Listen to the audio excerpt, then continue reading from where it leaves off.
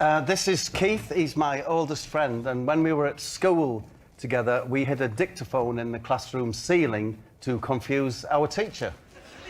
So not to record, but to play stuff? Yeah. What sort of stuff? Well, it was important to keep a gap at the beginning, so we let it run for about 15 minutes. And then there was the noise of a fly. For a brief period, then another period, to confuse the teacher. Where would you get the noise from the fly? You'd make the noise. We'd make the noise ourselves, Let's I'm hear not paying for noise. no fly to do it. Let's hear your fly. You know, It just sounds like a fly. Can I hear your bee? we didn't do a bee. Do you know how to do a bee? Just like that fly.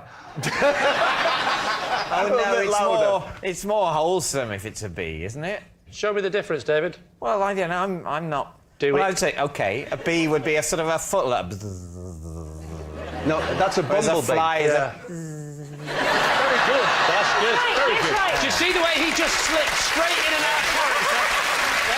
So you So yes, there was silence, Yeah. then a little bit of fly, silence, a little bit of fly, and then, quite loudly, but not to frighten anyone, the word wolf.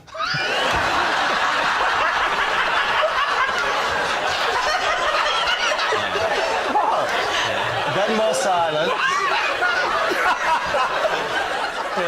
Yeah. A bit more silence. Then Speedway Stadium.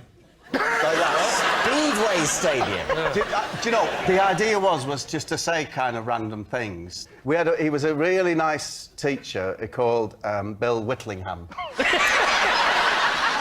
How did Bill Whitlingham react to these random sounds? Well, Mr. Whitlingham left the room and said, "Can you sort this out by the time I've gone back? Can you sort whatever it is that's going on?" And there was a cupboard in the corner where, interestingly, it had like exercise books in it, pens and that, but it also had, in a little cage, a hand lion, which is a robotic, it's a battery-operated thing. What? Are you just saying any words that come into your head? In any order? Well, It's a hand lion, and if you hand lion? It's a robotic, animatronic hand lion, yeah? And if you'd been particularly good, he would put it on your hand and set it to lick it. If you'd been particularly... Was this like a clockwork lion? No, it was remote control. It was remote control? Remote control. He had the controller in his desk, and he said, you've the been actual such a hand good boy. lion- Get out the hand lion, and you'll get a lick. And if you'd been bad, you put him on your hand and you strike. You strike at your hand. So the hand lion had two settings. It could lick or it could strike. Yes, good boy, bad boy. Right, very Good boy, sensible. bad boy. Now, the only problem with it, of course, was... what, this story? It would... The only problem was, because if the batteries got low, it would get constipated. No, anyway, but in this cupboard, so we got up on the cupboard.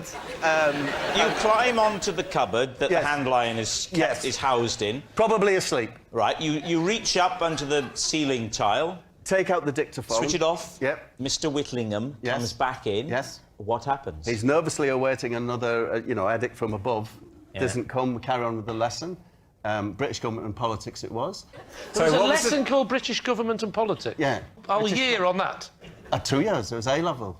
For these sixth formers, Yes. a hand lion...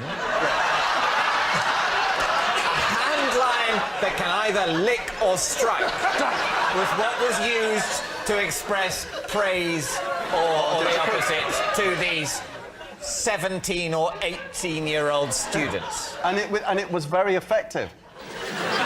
All right, is Keith Bob's classroom prankster, David's blanked buddy, or Lee's hawk handler? I was believing Bob until the fact that he was 18 and the hand lion.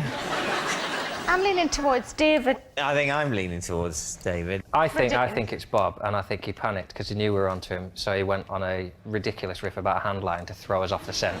I'll go Bob, but I've been wrong before. Tara? I'm gonna go David. We'll go David. You're saying David.